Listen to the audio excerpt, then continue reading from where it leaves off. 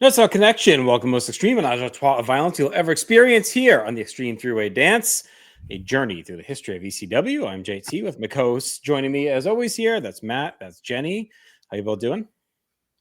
Wonderful. Just watched some baseball. All right. This podcast is also simulcast, audio and video. Audio on all podcast applications, except for those jobbers over Spotify. Video on our YouTube channel under North South Connection. We have a lot of great content, of course, covering all of modern day WWE with our pay-per-view, or I should say PLE previews and post shows, and as well as our tribute to the year 1995 in pop culture, wrestling, sports, and beyond with No So 95. A lot of content out around that. And of course, we'll be hitting our usual year-end stuff as well.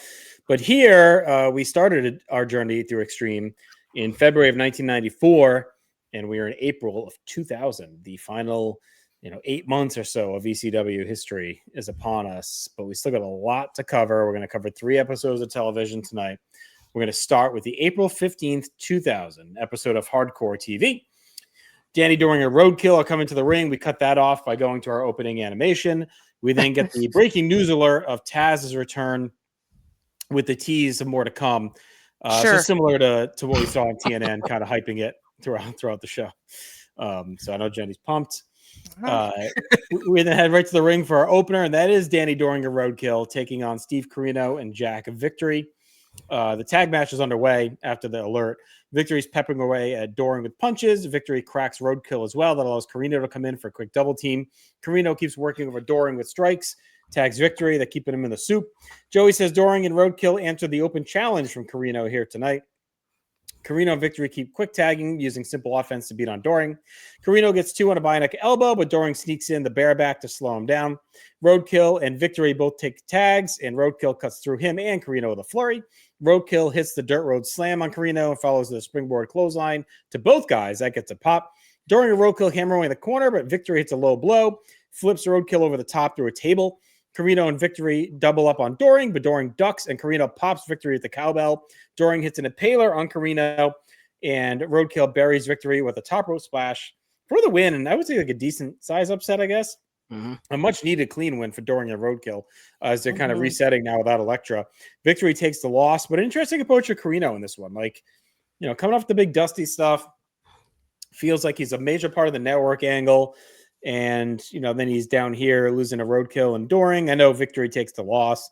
So just interesting. We didn't get to see it all, so you guys can extrapolate the grade as you see fit. But it was clean, engaging, and worked to a good finish, Matt. I went 2 1/4. Yeah, I'm right there with you. I went 2 1/4 on this too. It's a weird match, just kind of out of nowhere, having Corino with these guys, kind of like what you said.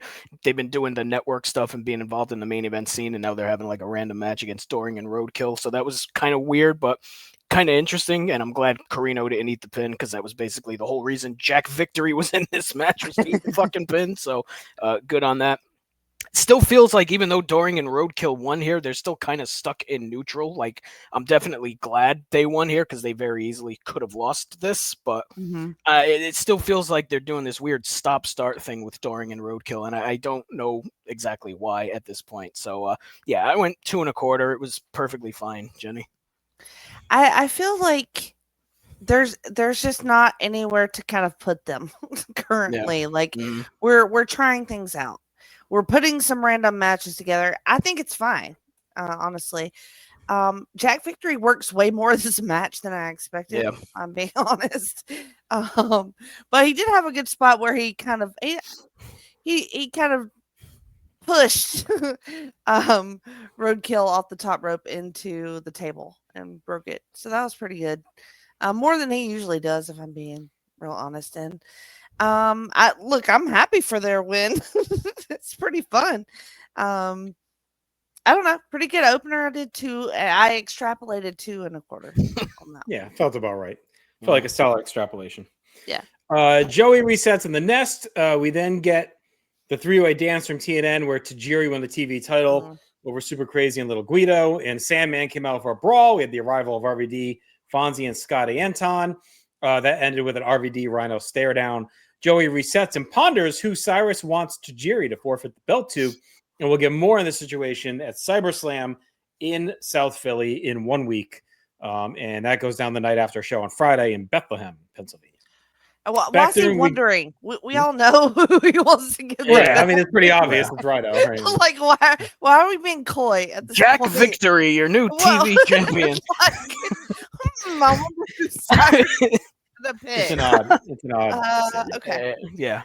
And also the name Scotty Anton, that is terrible. I hate it. Yeah, it's a lot worse than its WCW name. I agree. It's awful. Yeah, I think it's his real name, right? Well, then his real name's worse than his real name's worse than his real name. Sorry, name. your shoot name sucks.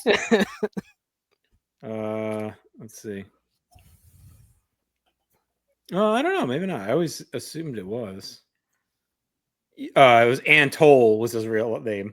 Antol. So that's even worse. Jesus. Yeah, I'd say Anton's at least better than Antol. Okay.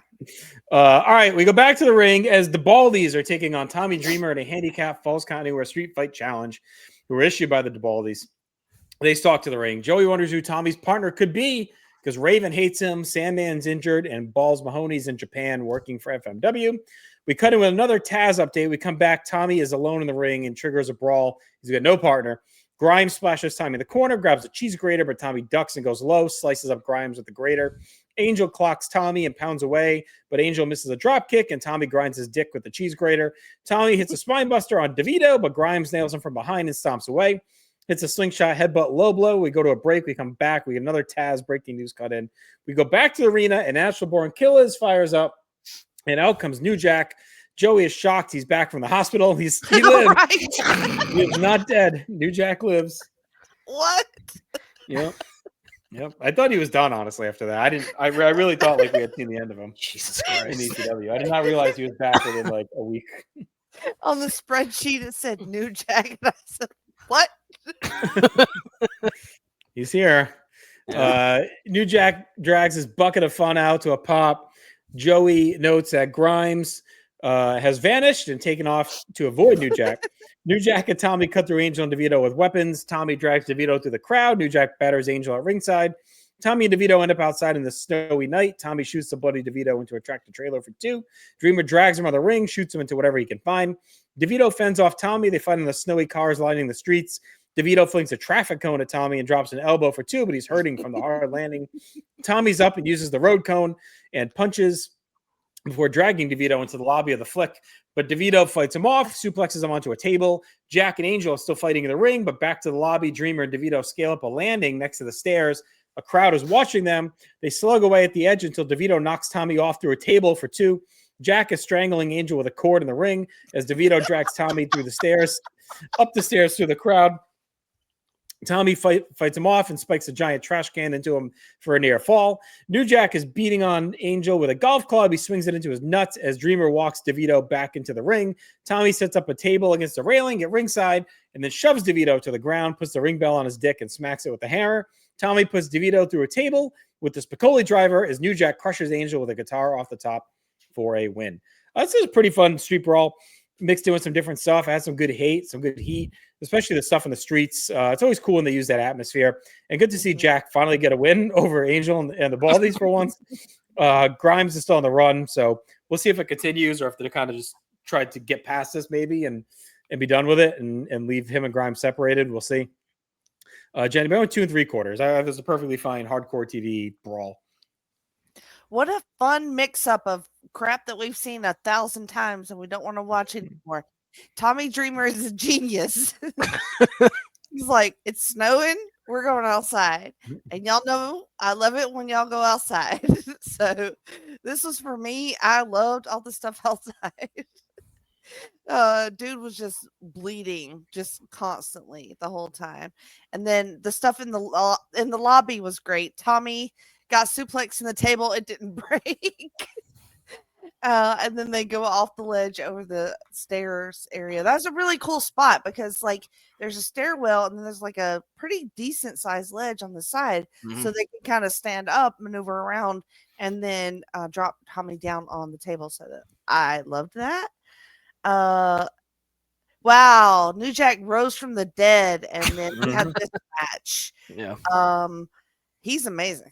He's badass. I really was shocked. I really thought he was done. Yeah. Incredible.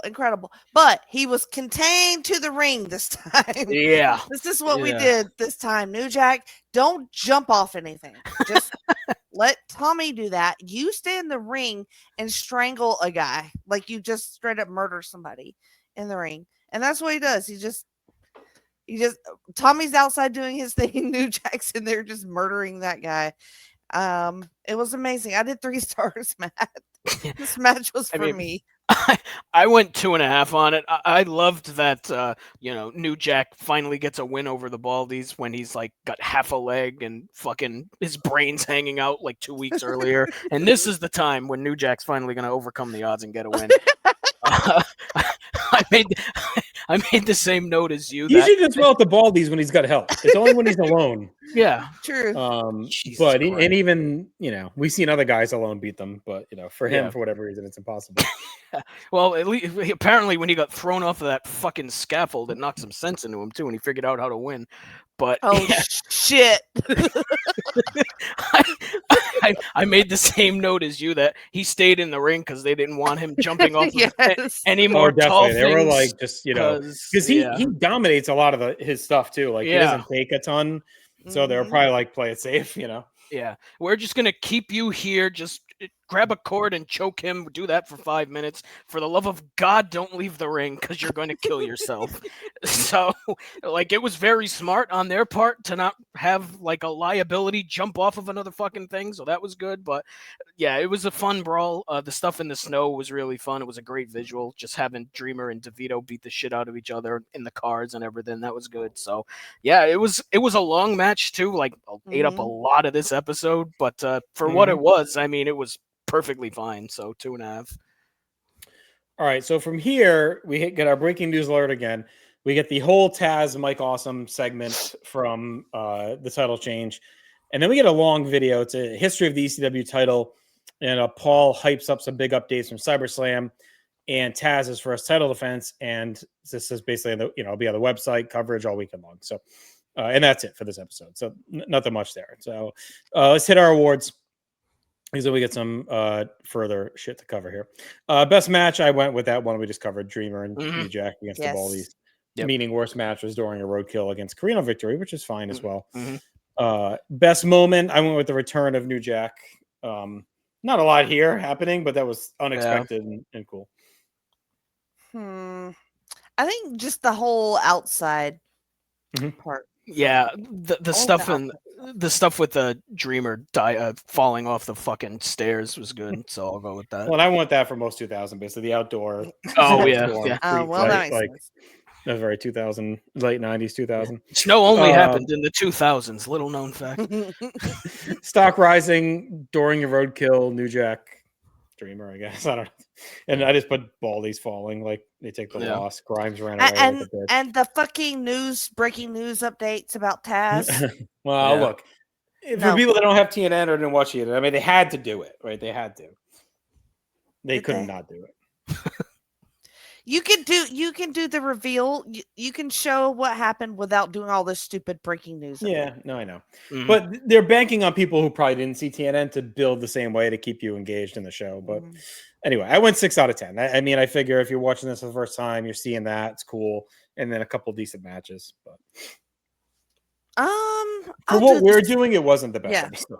Yeah. For what we're doing, but I'm gonna do the 6 as well. Yeah, I went 6 on it. I try and factor in that this was designed differently than how we're watching it. Right. All right, let's roll on. We go to TNN the week later on April 21st, 2000. Sinister Minister is backstage talking about the Divine Comedy and how the ninth circle of hell are for the lowest of the low, the treacherous, the ones that betray their benefactors. And one place you could go to find a certain former ECW world champion. Mikey pops up from a trash can. He says he's a former ECW world champion. Minister says, shut up, and shoves him back to the ground and tells him, go start a fire. Mikey checks fire, runs away. Minister says in the last week, a WCW wrestler lost the ECW title to a WWF wrestler after interference from an ECW wrestler in an ECW ring, and that is extreme. The wrestling pundits would have you believe that these past events will pale in comparison to CyberSlam 2000. For that to happen, CyberSlam would have to beat a wrestling with sexual homicide is to a goodnight kiss.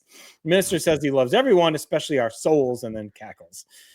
So kind of usual business here from the minister and Mikey. I don't know if I'd have this on the end of the better ones. I think we've seen crazier shit out of them, but it was mainly meant to, the typical Heyman ECW, right? Like take a disaster and spin it best you can, right? So they're trying to spin this that obviously it's, a tough look for them, but they're saying, well, look, history was made in ECW, right? You had a WCW contracted wrestler lose the ECW championship to a Dirty F wrestler. Like, so as usual, they're trying to make the best out of it and salvage it. So good luck with that. This was pretty funny though, with Mikey popping out of the barrel thing. And I like his little recaps, like even though what he was saying was stupid. I like that he does it. And he really eats it up. He's really good at doing this, Matt. Yeah, he lost me by the end. Sexual homicide. Like, Yeah. what are you talking about, man? Like, holy shit. And then you have Mikey the Grouch popping out of a fucking trash can. And then he fell over like Logan during a recording of Linking Up Luke. That was very funny. But I had to get one in. I had to say it at least once. But yeah. Love you for that. I'd be creative, but my back is in such bad shape that yeah, don't do that. All right, we got our opening animation. Paul hypes live coverage from WrestlePalooza, which made me laugh because right around when I watched this was right around WrestlePalooza this year. And not CyberSlam, which was weird. So I don't know. We're like all over the place. We've been hyping CyberSlam, but I guess I don't know if WrestlePalooza, I guess, was at the Friday show in Bethlehem, maybe that they're hyping. It was weird. He says there's sex, thugs, rock and roll, and extreme bull rope still to come. Sounds hot. No. Joey and Joel are in the ring. The crowd's fired up. Mikey's ringside at a table. He's lighting tarot cards on fire. Joey asks Mikey what he's doing, and Mikey just laughs and falls on the ground. Joey says TNN is the only company whose corporate headquarters is on wheels, and he hypes up St. Charles, Missouri. He gets a big pop. Gertner does his shtick, and they bring out the Impact players for a chat. Just Incredible, Lance Storm, and Dawn Marie hit the ring. Joey says it's become obvious that the Impact players are only champions because every night their reign is in jeopardy. Dawn saves the titles. Jazz has publicly said she'll rip her ditzy head off. Dawn says she's not afraid of Jazz or any other woman in ECW, and Joey better realize it. Watch his mouth. Joey clarifies that she's afraid of no woman in the wrestling business, and she verifies that. Francine sprints to the ring and wants to fight. Dawn dips to the apron as Credible stands tall with his cane, and Raven arrives as well. That's going to bring us to our first match, which we'll get to in a second. But any thoughts on the segment, Jenny? I really liked Mikey and his pyro of the tarot cards ringside. I feel like it's pretty dangerous to be lighting stuff on fire around all these fucking wrestling fans, but this is good. I don't like Dawn Marie. Like, does anybody? I don't know how I feel about this. I don't really like her getting in Joey's face. I don't really like Joey getting in her face. It does feel a little bit out of character for me. Yeah, it's I'm not saying it's bad. I'm not sure where I'm at on that yet. Where you at on it, Matt? Yeah, and it's kind of out of nowhere too. Like, she hadn't really done anything to this level, like where she's like getting in Joey's face and shit like that. So maybe it's going to be some new character change for her, where she's going to start becoming almost like a Francine type, where she gets involved in shit. Which, I mean, it's not the worst idea. You could use someone else like a Francine on the roster, but I don't know. For a first impression, it was definitely. I kind of liked what she's been like. I don't know. Well, she has been getting involved in these matches of late. So it does seem she is being quote unquote pushed as much as a female is pushed in ECW, but she definitely seems to get more screen time and mic time. Yeah. All right, so we go to the ring for that match. It is the Impact players taking on Raven and Mikey Whipwreck. And Raven calms down Francine. She heads outside as Just Incredible attacks Raven and peppers him until he collapses. Credible keeps pouring it on Raven. Raven reverses a whip and slugs down Credible, goes low. Storm comes in, but Raven shoves a snot rag in his face. And Joel says it's called nasal napkin nevermore, apparently. Christ. Raven works the arm and looks over to see Mikey now standing in his corner, so he tags him. Mikey works over Credible. Mikey cleans house on both Impact players with hip tosses. Jim Molyneux arrives, and Mikey hip tosses him for some reason. Mikey then runs to the ropes and barrels into the Impact players with a somersault plancha. The bell sounds, and the match finally begins. After the bell, Credible stomping away at Mikey in the corner, grabs a chair and powerbombs Mikey on it for 2. Storm tags in and hits a jawbreaker and a standing dropkick. He whips the snot rag at Raven's face. The players tag and double up to keep Mikey trapped, including Credible spiking Mikey into the seat of an open chair, but Raven makes a save. Credible stomps away and comes off the top of the chair, but Mikey kicks it back into his face. Raven gets a tag and cleans house, picking up a close near fall. Credible. Mikey and Raven pummel the champs. Mikey takes Storm outside with a cactus clothesline. Raven drives Credible into a chair with a drop to hold for 2 as Dawn makes a save. Storm pulls Raven outside, which allows Francine to come in for a cat fight. Francine lines up a Bronco Buster, but Credible canes her across the stomach as she's coming in. It's pretty nasty. Mikey slips in and gets a whippersnapper on Credible, but Storm makes the save. Mikey hits a whippersnapper on Storm. Credible comes in, hits that's incredible, and Storm ties up Raven as Justin covers for the win. That's pretty fun. Mikey was his old self flying around out there. Raven was a pretty good partner for him, kind of working hard throughout. He's definitely worked his way back into ring shape these last couple months. Things got hot down the stretch, too, with the nasty cane shot on Fran into the finish. The players escape again, still clutching those tag titles. Maybe needed a little bit more time, but I thought it was kind of perfect like for a TV tag match, structure-wise, Matt. So I went 2 3/4. Yeah, I'm right there with you. I went 2 3/4 on this too. I thought this was the best Raven has looked, I think, since he's come back, like maybe since his return where he was in the ring for 10 seconds, you know. He, like you said, I think he's actually in ring shape here. Like him getting the hot tag and coming in as a House of Fire, that was really well done.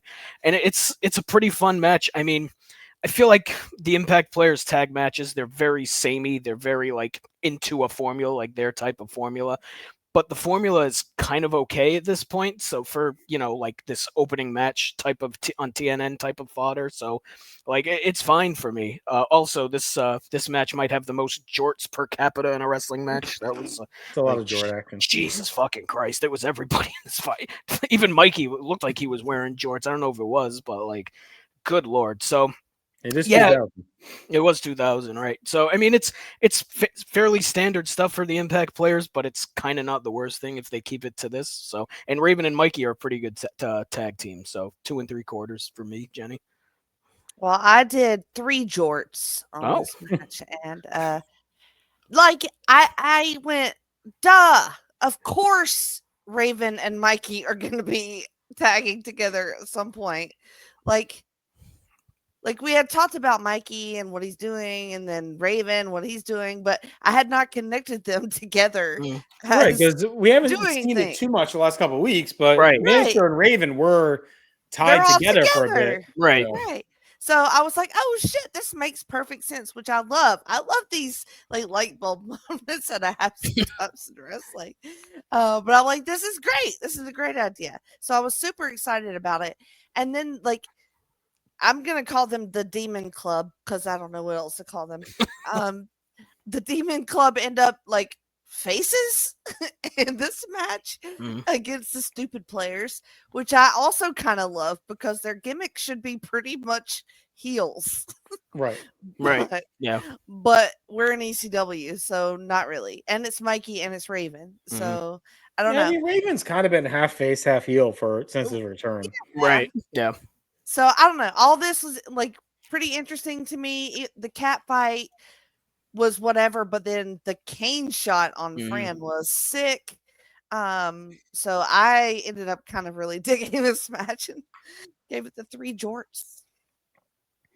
All right, Joey and Joel say Cyrus is in the ring and they have to show him on camera, and that sucks.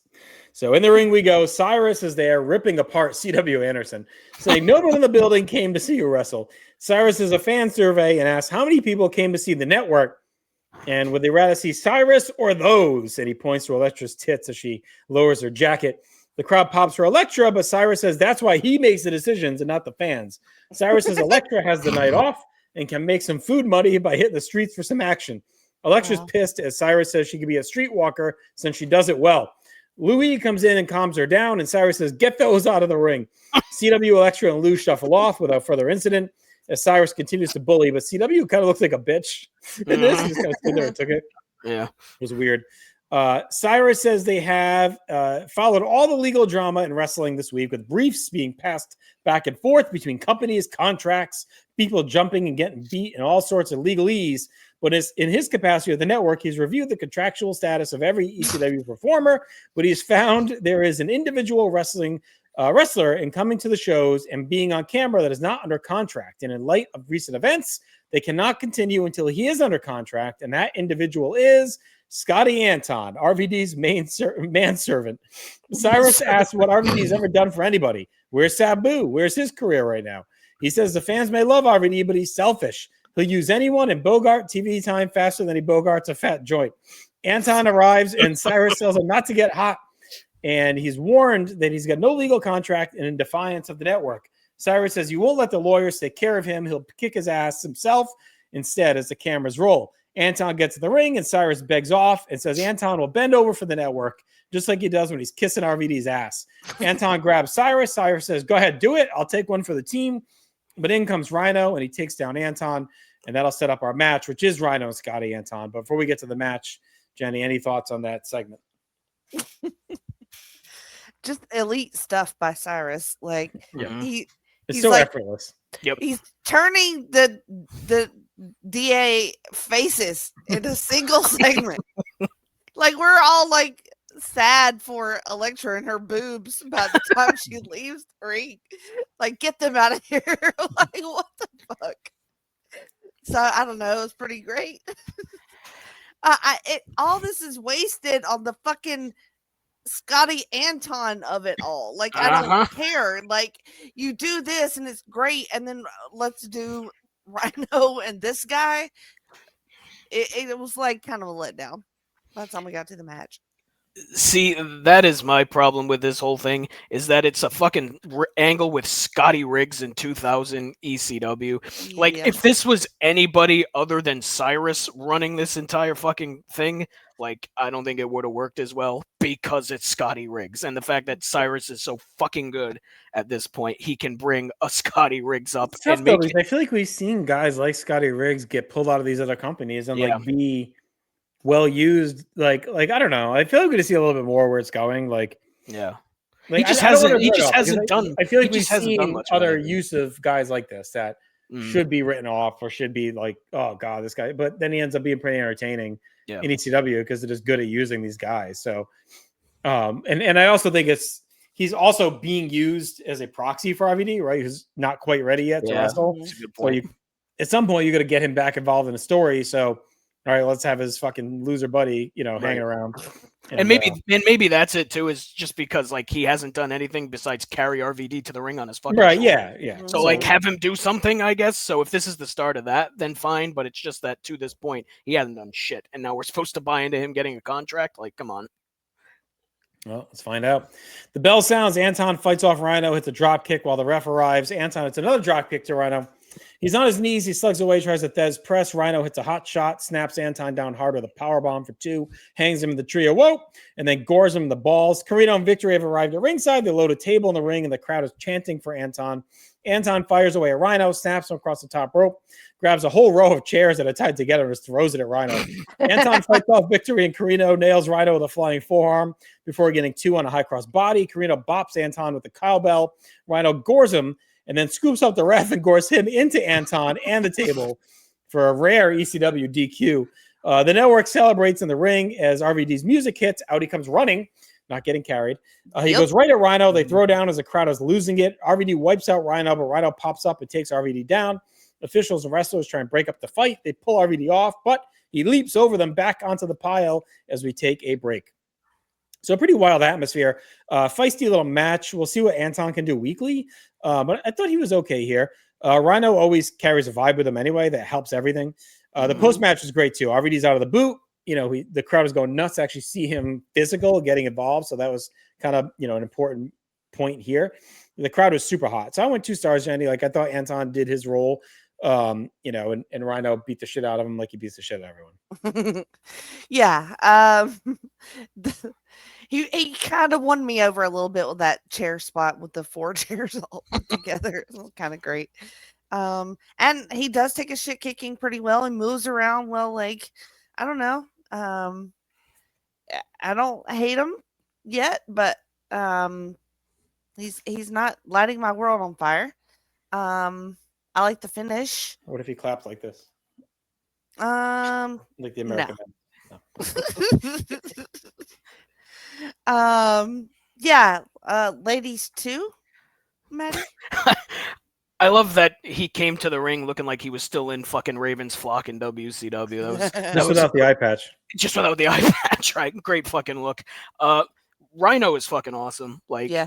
He's just this angry fucking ball of hate and chaos, and he's just gonna destroy anybody in his path, including the referee in this case, for no good fucking reason. So I went 2 1/4 on this. It's fun as hell just to see Rhino do his thing, and Anton was good, and in this match, I'll say, and the stuff with the row of chairs was very funny, but man, Rhino is just super impressive every fucking time he goes out there. Like, strap the fucking rocket to him. Let's go. Just have him destroy everybody is kind of where I'm at with him. Do either of y'all feel a little sad when Rob Van Dam runs out and you just can tell it's like, I just feel like he's still injured. It's like, I don't know. Well, when you think of what should have been, I mean, in all likelihood, Yeah. he'd be the world champion right now in all likelihood, Oh, absolutely. Yeah, he's coming off a pretty serious injury, and he's back pretty quick, which is really quick. Yeah. It just feels like, I don't know, like bittersweet or something. Like I like seeing him, but like I just feel bad. Like I feel bad that he's there doing it. It doesn't make sense, but well, and the crazy thing too is, like, again, I mean, I think they ended up using the TV title well as a gimmick, but like he hasn't been on that long. Like they could have easily just kept him as champion. Like, right. You didn't have to strip the bell and all that. But we did talk about it, right? We did say, we don't have to beat that horse again, right? We want to take it. So, all right. After a break, we get the OneWrestling.com replay. It shows the fight being broken up during the break.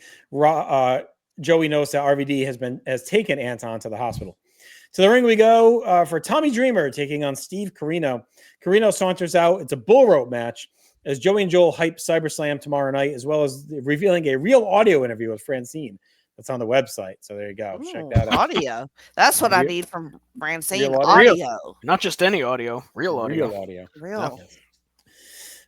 Joey also notes that Dreamer will challenge Taz for the ECW title tomorrow night in Philly. Tommy comes to the ring. Corino attacks him with the bell as he steps in, continues to jam it into his face, clobbers him in the head. Corino chokes him with the rope, throws him across the ring with it. Corino talks shit, so Dreamer claws his nuts and knocks him to the floor. Tommy yanks the rope, and Corino bangs into the post. Tommy drags Corino back of the ring, nails him with the cowbell as Joey notes that H.G. Loke, of course, is a referee. Tommy batters an out bloody Corino against the railing, throws him back in the ring. Corino misses a drop kick. Tommy smashes him in the balls with a cowbell, puts him in the tree of woe, stands on his dick. Victory's in for the save, hammers on Tommy with a hard left-hand punch.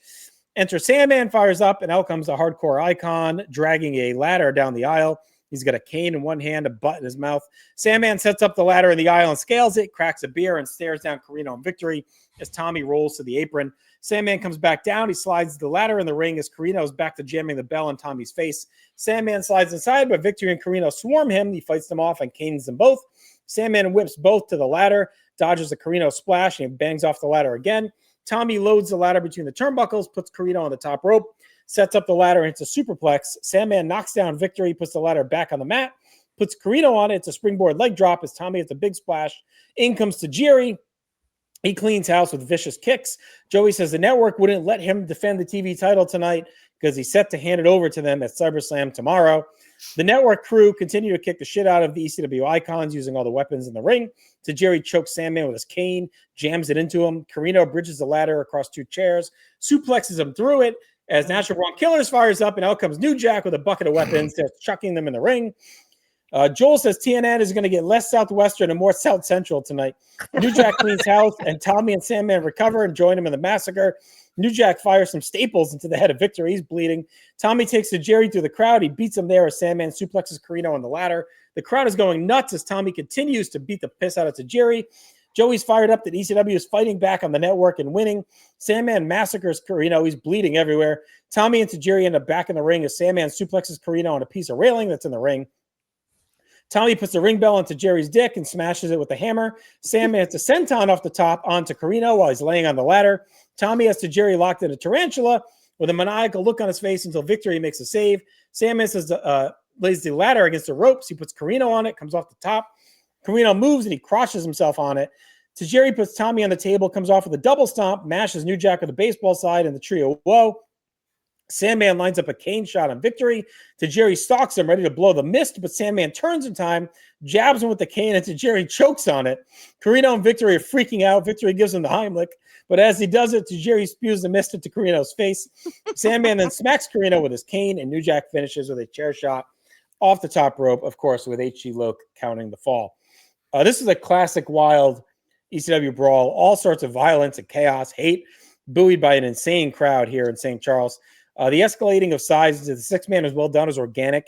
Didn't feel forced. So is the violence. Just a mad dash car wreck. Nothing felt forced. It didn't feel like the violence for violence sake. It worked on this night, especially with the network anger rolling through the feud and through the match. Tommy's in rough shape now. He's got a big match tomorrow night for the ECW title with Taz, but he's coming in pretty banged up. But they did get the win on this night on the network. I went 3.5 stars, Jenny. I thought this was a really, really fun, unexpectedly bloody, great match. Tommy's always banged up. But yes. You still got those herniated discs that all the discs are herniated, okay? But this was really fun. Like the pace was outrageous. Jack Victory again, working hard in the match, you guys. What's happening? But I love the ladder spots. I love the blood. Tajiri, the stomp through the table on Tommy was badass. Him choking on his own mist. I hate when that happens. It was good. I'm surprised they haven't done that yet. It was very good. Yeah. No, I liked it a lot. It's crazy. Like this is the first time they came up with that spot. Yeah. But they basically did almost everything you can do in a match here. So I loved it, and I did 3 3/4 stars, Maddie. Well, shit, I went 4 stars on this. You sure did. This was a fucking throwback to the old days, and I ate it up like soup. I loved every fucking second of it. Like, this was the ECW that I loved and still love. Like, you eat soup slow, yeah? You want to eat it up like something you can eat fast. Don't you tell me how to eat soup. How fast do you eat soup? It's a cold soup. I know, mostly tomato soup, cold tomato soup, I guess. Don't you tell me how to eat. How dare you judge my soup eating habits? That's a late run in with that. Eat it up like soup. I was way past soup when you came in there. So I went 4 stars. Man who loves his soup. Speaking of 4, loves a good bisque. Speaking of 4, Sandman was wearing a Ridge Racer 4 shirt, which popped 10-year-old me. What the fuck is that? It's a video game that I played a lot when I was a child. Okay. So that popped me and me alone. But just awesome stuff. Carino took an all-time shit kicking in this match. He's bleeding buckets. I think he took every move from every other wrestler in this match, and it was fucking great to see. And his selling was great too. Jack Victory also bleeding out of nowhere. To your point, Jenny, all of a sudden Jack Victory's having great matches now out of nowhere. He came out of that wheelchair, and then a year later he was working really hard. Yeah, he's gonna be back in the wheelchair if he keeps fucking having matches like this. God damn. So yeah, this is a hell of a match. 4 stars for me. More of this, please. Really, some chicken soup for the hardcore soul, huh, man? Yeah, it really was. Yeah, I'm gonna write that book and make money, and you're gonna laugh. I would read that book. I have to learn how to read first before I can write. Oh yeah, warms you up like a nice bowl of stew. Rhino comes in after the bell, attacks Sandman, Tommy, and New Jack, and the network crew eventually come back around. They help Rhino lay waste. Out comes Dusty Rhodes to a pop, still hanging around. Unloads a flurry of elbows on the network, including 2 to Rhino, who stays on his feet until Sandman canes him, and Dusty stands tall with the crowd chanting for him. And a big night for the ECW icons. About fucking time. Yeah, they needed a win. I think that was by design. I agree. Especially on TNN. They always get waxed on TNN. Like TNN, the Mike Awesome shit with him going elsewhere. Joey and Joel and the Nest hype up attending ECW Live to promote the upcoming events, including CyberSlam in Philly, live match-by-match coverage, photos on the websites, and we see the icons celebrating in the ring. All right, best match was obviously that main event. Yep. Yes. All right, worst match, Anton and Rhino. Yes. Best moment, I went with RVD. I mean, there's a lot in the main event, but I just went with RVD attacking Rhino. Like the crowd lost their fucking shit when he came out and they actually brawled for the first time, and the pull apart with the RVD diving on the pile. That was cool. All right, we'll do that. Yeah, I love the main event, but I kind of want to go with Rhino just goring the referee and Anton through the table. Mm-hmm. I kind of want to go with Mikey and his card set. Yeah, I'm good too. Most 2000, I went this like legal drama and wrestling. Like that was very early 2000 for sure. Mm-hmm. Legal entanglements. Rising, I went Sinister Minister, Impact Players, The Network, RVD, New Jack, Sandman, Dreamer, Dusty. Just all big nights. The Network? Yeah. Yep, Network. Okay. Falling, poor C.W. Anderson, just got embarrassed. And Steve Carino's blood platelet count is down dramatically for that match. Wow. Mikey fell out of the trash can. Logan fell off of his chair. Add him to the list. You got me twice. I went 8 out of 10. That's a really good episode out of nowhere. And it's one where nothing major happens either. Right. So I thought they really cobbled it together like a pretty good outing with some, good stuff from Cyrus. RVD's big, getting involved physical, and then the main event being surprisingly like red hot. So I thought they put together a nice little show. Yeah, it pisses me off that this is on TNN. But I'm going to do 8 out of 10. Yeah, I went 8 out of 10 on it. It was a great episode. All right. We're going to wrap up with the 4/22/2000 episode of Hardcore TV. We open with the closing moments from TNN of Anton and Rhino with RVD coming out. We didn't get our extended opening animation. That's when they gotta fill some time. Get the very long opening video. We then go back to the ring for some exclusive post-match footage that we did not see on TNN. Anton was recovering in the corner. Fonzie checks on him. RVD grabs the mic. RVD says he's not healthy enough to carry on with one of his 5-star classical matches. And thinks he should give a shout out to all the hardcore fans that got a ticket to see their favorite wrestler here tonight. The crowd chants for RVD. He says it's the first time in St. Louis, but he can already tell it's a kick-ass town, and he appreciates the appreciation and will come back for more, and he is the whole fucking show.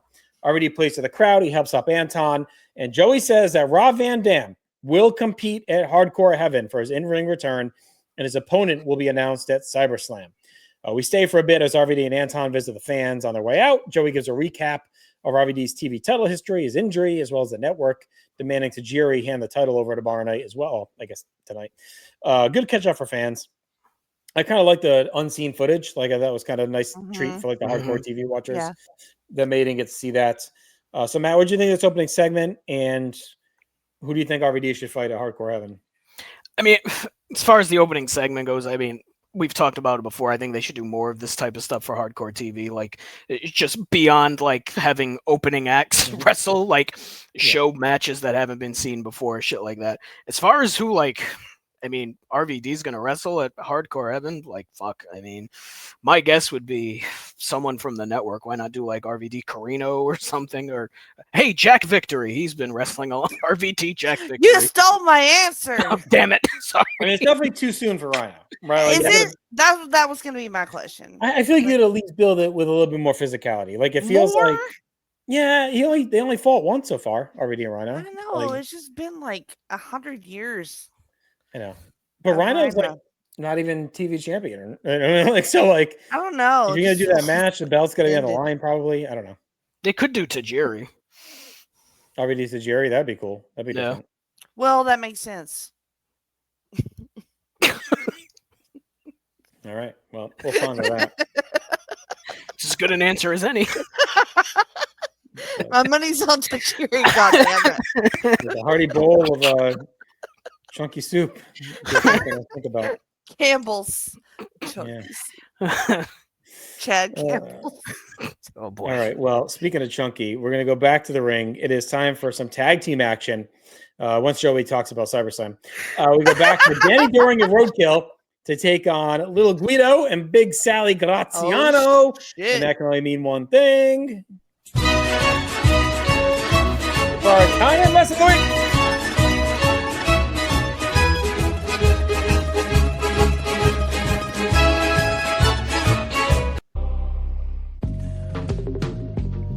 Oh shit. Wow. All right, so this episode of our show airs on October 9th, which puts it during a holiday weekend in the United States. Now, some may know it as Columbus Day, others as Indigenous Peoples Day, or just not observed at all. But there is a very infamous episode of The Sopranos that does tie into this very weekend. It's the 42nd episode of the show, entitled Christopher, the third episode of the series' fourth season. Silvio wants to take action against Native Americans protesting the Columbus Day Parade. It's anti-Italian American discrimination, believing their actions to be insulting to Italian Americans. When, without Tony's approval, he, Patsy, and Artie attempt to break up the protest, little Paulie and several others are injured. Ralphie threatens a protest leader, Professor Del Redclay, and that he'll make it known that Iron Eyes Cody, a popular Native American figure, was actually Italian American.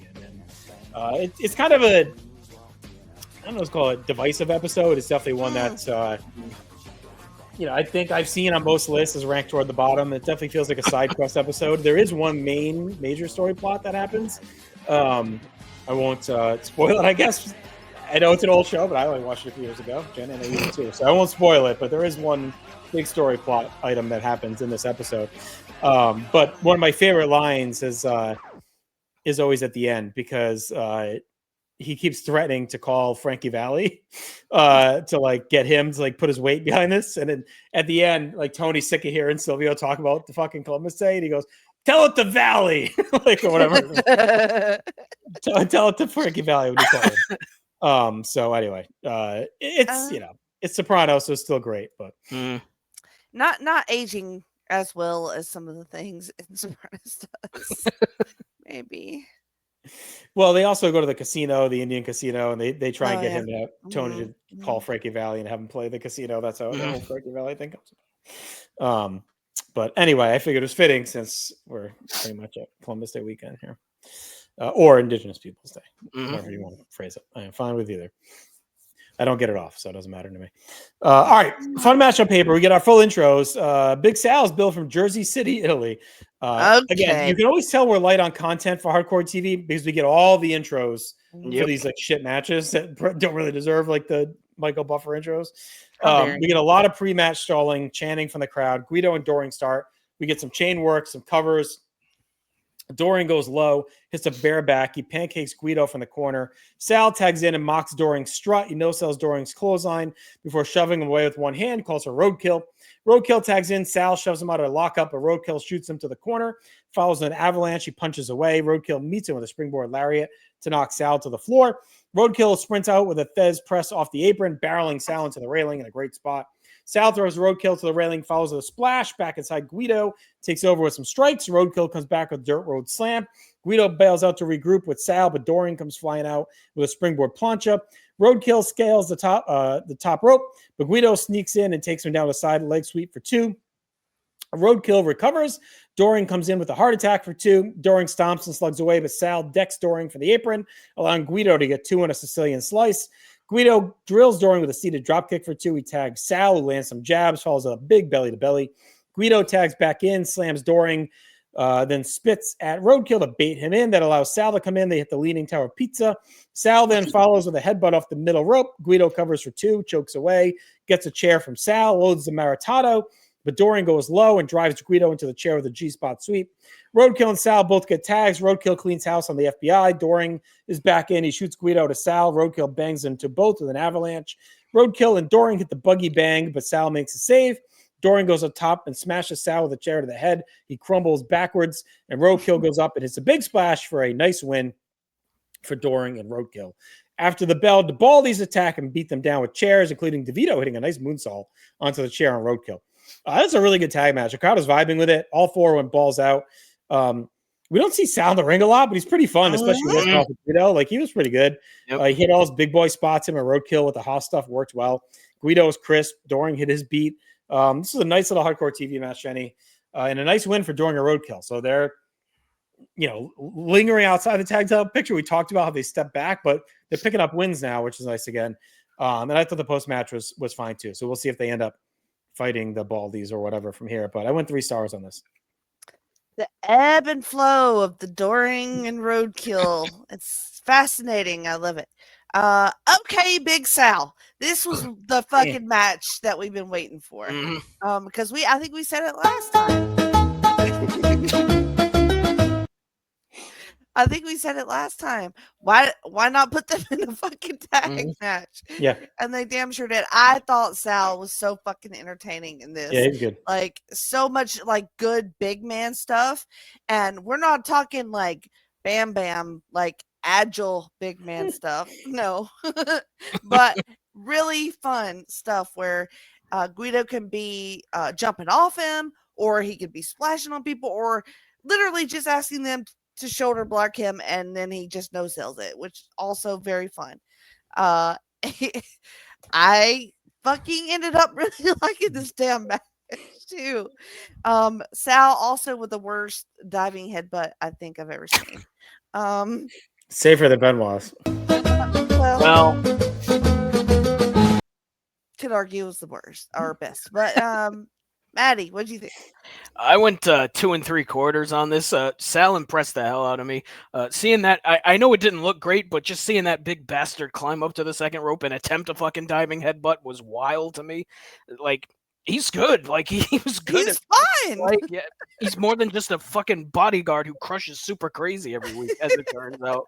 So, like, put him in the ring more. It was fun. And I like the ending, too, where he eats that chair shot and he just crumples. Like, that was a fucking Italian sequoia tree that just got chopped down. Just super fun. So, yeah, I mean, like, more of this, like, more tag stuff from them, because again, you need teams, so let's just keep running them out there. 2 3/4.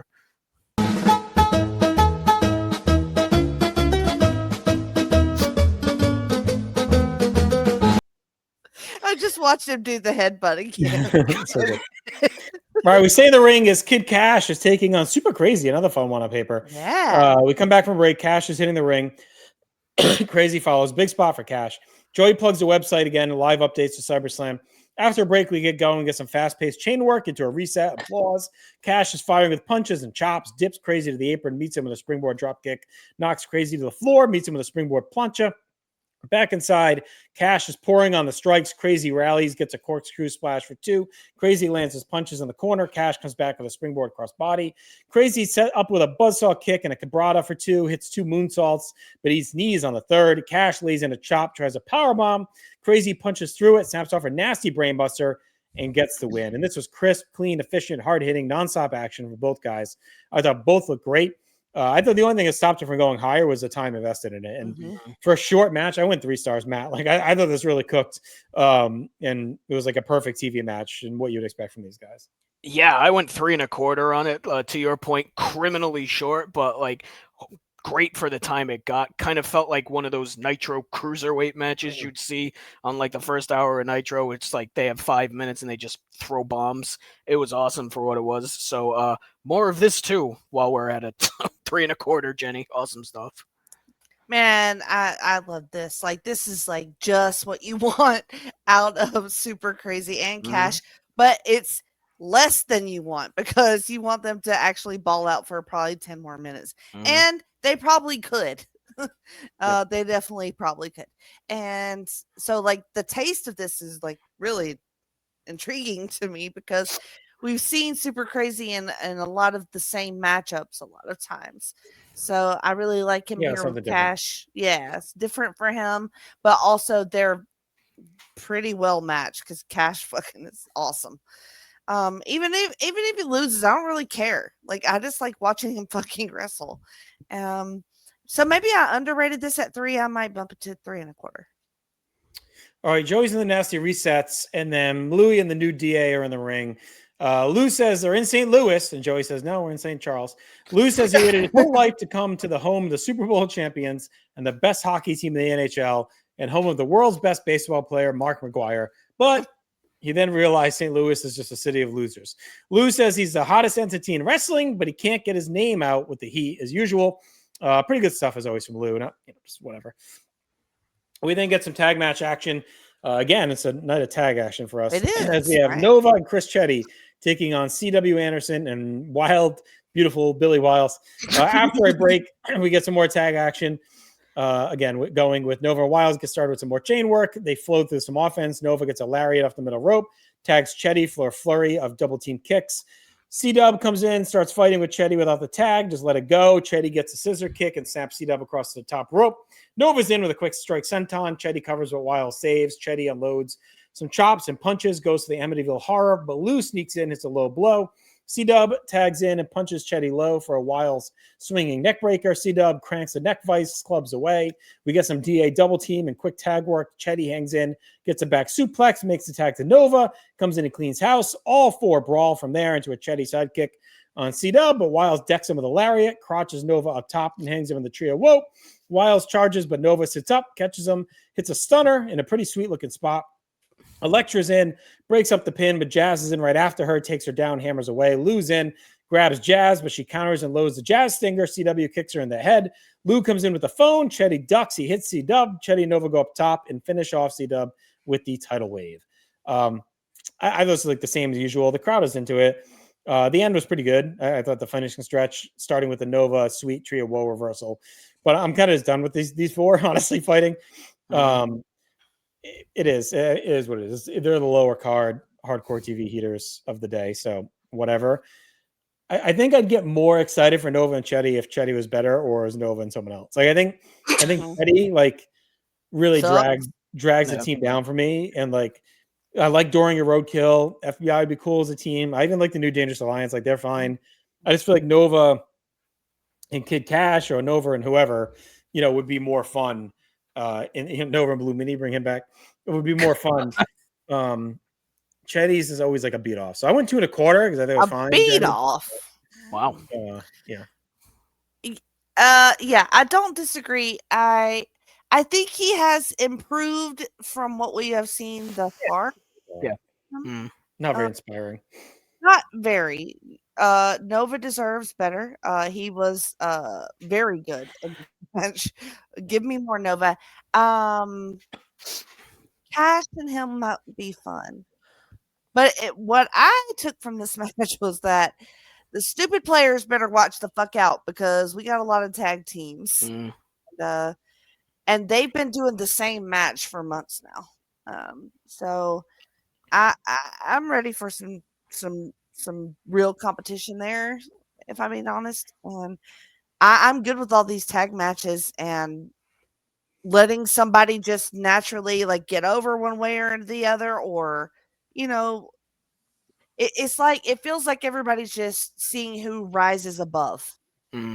Like you get a match, who can do this better? You get a match, like it feels like we're seeing who is gonna step up and who's not in tag. I kind of want to at some point go back and see when we started like this group of tag teams, right? Because I feel like it's been a while. Like it's been a while. Yeah. There's Wiles and CW, Nova and Chetty. I know Chetty was out for a bit. Nova was kind of bouncing around different guys. And Doring and Roadkill. Like it just feels like it's been rinse and repeat with those guys, with others mixed in here and there, like just mixing it up. But like those now we've got Mikey and Raven, which I'm very interested in. We'll see if that lasts. But I mean, but those 3 teams feel like they've been in orbit together for a while now. Yes. And where's Chili Willy? I thought overall this was pretty good, so I did 2 3/4.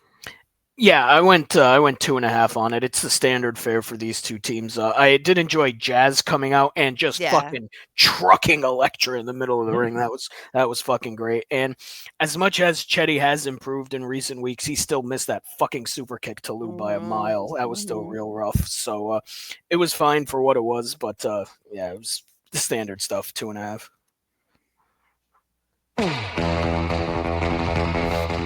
All right, that takes us to our ECW Pulp Fiction this week. We're in a stairwell. Francine is the Raven.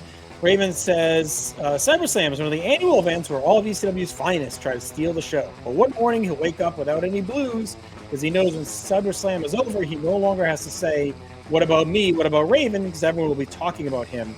And Francine agrees. New Jack talks up the importance of CyberSlam, but says he doesn't want to give a damn about any belts because they make his suitcase heavy. All he wants to take is to take out the Baldies. And last pay-per-view, they thought he was done, but he's back to finish the job on Angel and end his career. And any quality that gets in the way, he'll prove he's the king of the streets that created the violence. Louis on the phone as Wiles tells CW he's going to steal the show at CyberSlam. CW says he's going to steal the show, and Lou says he'll steal the show. And then Elektra comes in and shows off her tits and says, we are stealing the show, and they all laugh. Cyrus is with Rhino and says the network gets the TV title handed back to his boy Tajiri, and he's a good boy. And with the plan, unlike any other Rebels in ECW, he likes guys that understand the network, give it and take it away. And at CyberSlam, Tajiri will crack open his fortune cookie, and his future will be mapped out, that he will hand over the TV title to the network's handpicked successor, to RVD Rhino. So Joey can stop wondering who it is, I guess. So anyway, that's it for Pulp Fiction. Joey and the Nest recaps the last few tumultuous weeks in ECW with the insanity of the world title. Dreamer challenging Taz at CyberSlam. He also runs down the rest of the big stuff at CyberSlam. Website plugs. Then we get the Impact players talking at CyberSlam. So Jenny, any thoughts on Pulp Fiction or the home stretch there? I liked Raven and Fran. That felt very Raven-y. I was concerned with New Jack. Mm-hmm. My note says his eyes don't look right. No. Like his speech, and look, he's not like he can talk. Like we've seen him talk, but like it wasn't working this time. Bless his heart. Like I don't know what he was saying. Like I'm really glad you told me what he said because I didn't know what he said. I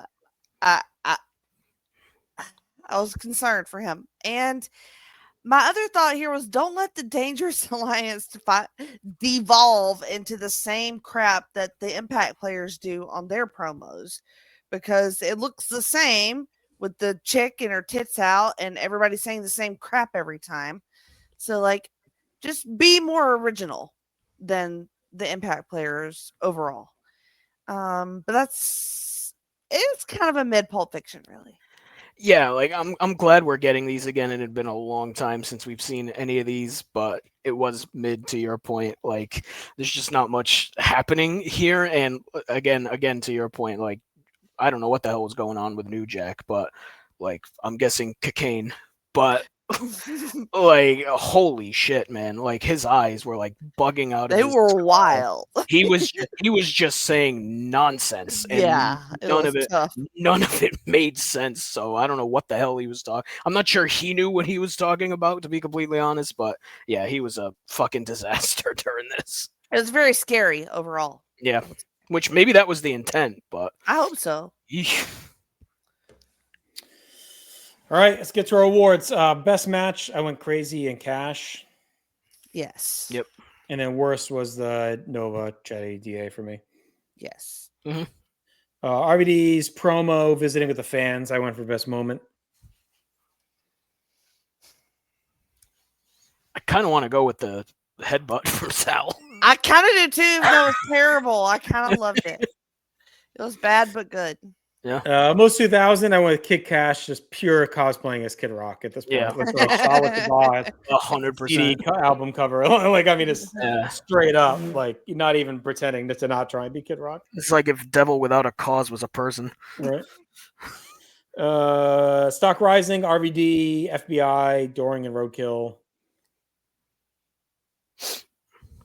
Crazy. Yeah. Although Crazy feels downplayed now after losing the belt already. Yeah. I'll be curious where he ends up. Falling, I just went Chetty, who looked like, I didn't think he looked that great in that match. And then the DA, tough night for them again. Yeah. Chetty spaghetti. Oh boy.